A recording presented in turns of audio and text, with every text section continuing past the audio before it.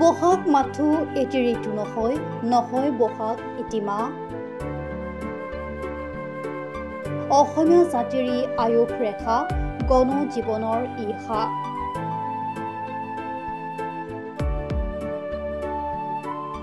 অসমীয়া জাতীয় জীৱনৰ প্ৰাণৰ স্পন্দন বাপতীয়া সোণ ৰঙালী বিহুৰ আজি পহিলা বহাগৰ দিনটোত অসমীয়া জাতিৰ আয়ুস ৰেখাক চিৰ উজ্জীৱিত কৰি ৰখাৰ প্ৰয়াসেৰে অসম জাতীয়তাবাদী যুৱ ছাত্ৰ পৰিষদৰ শিৱসাগৰ জিলাৰ শিমলুগুৰি আঞ্চলিক সমিতিৰ উদ্যোগত আৰু ৰাইজৰ সহযোগত ঐতিহাসিক গড়গাঁও কাৰেংঘৰ বাকৰিত উদযাপন কৰা হয় মুকলি বিহু।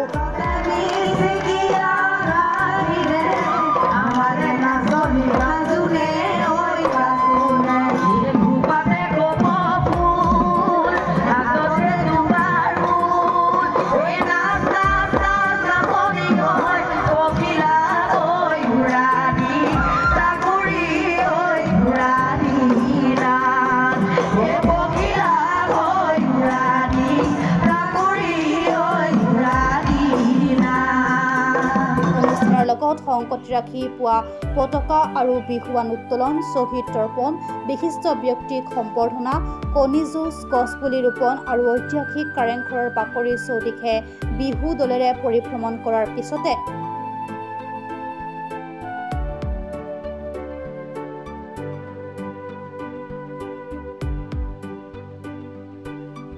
মুকলি বিহুত ভালেকেইটা হুঁচৰি দলে হুঁচৰি প্ৰদৰ্শন কৰে। অনুষ্ঠানত অসম জাতীয়তাবাদী যুৱ ছাত্ৰ পৰিষদৰ কেন্দ্ৰীয় সভাপতি পলাশ চাংমাই অসম বিধানসভাৰ বিৰোধী দলৰ দলপতি দেৱব্ৰত শইকীয়াকে ধৰি ভালেকেইজন বিশিষ্ট অতিথি হিচাপে অংশগ্ৰহণ কৰে। ছাত্ৰ পৰিষদে প্ৰতি বছৰে বহাগৰ প্ৰথম দিনাখন আমাৰ গড়গাঁৱৰ ৰাজধানীত কাৰেঙৰ সন্মুখত আমাৰ জাতীয় উৎসৱ বিহু আৰম্ভণি কৰে আৰু জ্যেষ্ঠসকলক সম্বৰ্ধনা জনায় আৰু এটা সম্প্ৰীতিৰ বাৰ্তা গোটেই বছৰটোৰ বাবে ইয়াৰ পৰাই বিয়পাই দিয়ে। এইবাৰো তাৰ ব্যতিক্ৰম হোৱা নাই আৰু মই লগতে এইবাৰ আৰু এটা আশা কৰিম যে আমাৰ অৰ্থনীতি ভাল হ'ব লাগে। আমি সদায় কৈ আছোঁ আমাৰ যুৱকসকলে বহুতেই এইবাৰ বিহু মাৰিব নোৱাৰিব পাৰে, কাৰণ তেওঁলোকে অন্য ৰাজ্যত গৈ নিজৰ অন্নমুঠি যোগাৰ কৰিব লগা হয়। সেই গতিকে আমি এইবাৰ সংকল্প ল'ব লাগে কেনেকৈ আমি অসমৰ পৰাই সকলো অসমীয়াই নিজৰ ঘৰত থাকিয়ে কেনেকৈ অসমখনক উৎপাদনশীল কৰিব পাৰোঁ, অসমৰ অৰ্থনীতিক সহযোগ আগবঢ়াব পাৰোঁ। আৰু এইটো কৰিলেই আমাৰ যি এই উৎসৱটো প্ৰকৃততে কৃষিকৰ্ম কৰাৰ পিছত হোৱা এটা উৎসৱ। সেই গতিকে আমি তেনেধৰণেৰে পৰিয়াল সমাজ সকলোকে লৈ আকৌ আনন্দৰ দিন কটাব পাৰিম। সেই গতিকে সেইটোৱে এইবাৰ লক্ষ্য কৰা উচিত বুলি মই ভাবোঁ।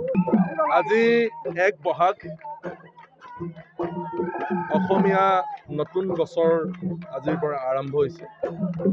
আপোনালোকৰ জৰিয়তে সমূহ অসমবাসী ৰাইজক ৰঙালী বিহু আৰু অসমীয়া নতুন বছৰৰ আন্তৰিক শুভেচ্ছা জ্ঞাপন কৰিছোঁ।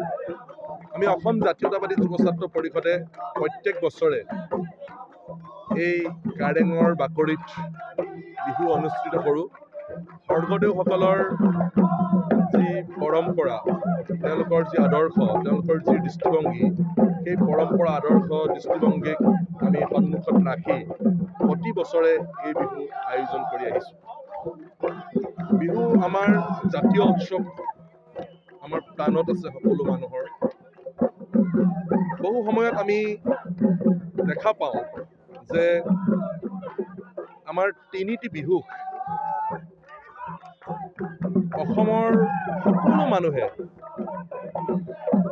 যেনেধৰণে গুৰুত্ব দিব লাগে ক'ৰবাত কিন্তু কেতিয়াবা অনীহা প্ৰকাশ কৰা দেখা যায়।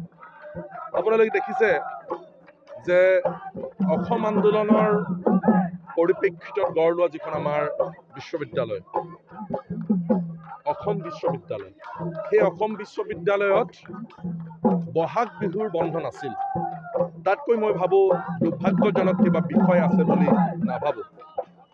বহু মানুহে আমি আপত্তি কৰিলোঁ, সেইকাৰণে বঙালী নতুন বছৰৰ লগত ক্লাব কৰি পেলাই এদিনৰ কাৰণে বন্ধ দিয়া হ'ল।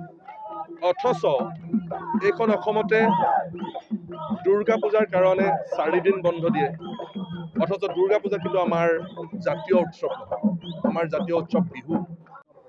হয়, পোনপ্ৰথমে আমি আপোনালোক সকলো মিডিয়া হাউচৰ যোগেদি আমি অসম জাতীয়তাবাদী যুৱ ছাত্ৰ পৰিষদ শিমলুগুৰি আঞ্চলিক সমিতিৰ তৰফৰ পৰা সমগ্ৰ অসমবাসী ৰাইজলৈ আমাৰ আন্তৰিক হিয়া ভৰা ৰঙালী বিহুৰ অসমীয়া বাপতিসাহোন ৰঙালী বিহুৰ আমি হিয়া ভৰা শুভেচ্ছা জ্ঞাপন কৰিছোঁ।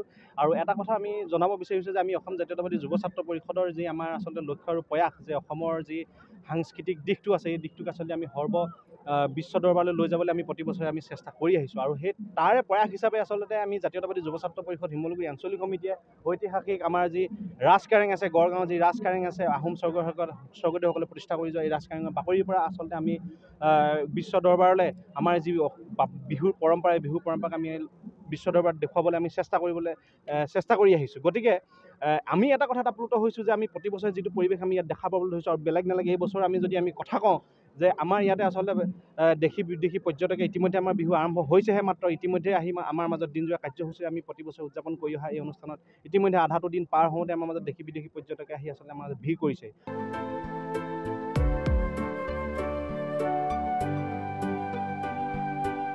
নাজিৰাৰ পৰা জুলফিকাৰ আলীৰ ৰিপৰ্ট প্ৰাতঃ টাইম ডিজিটেল।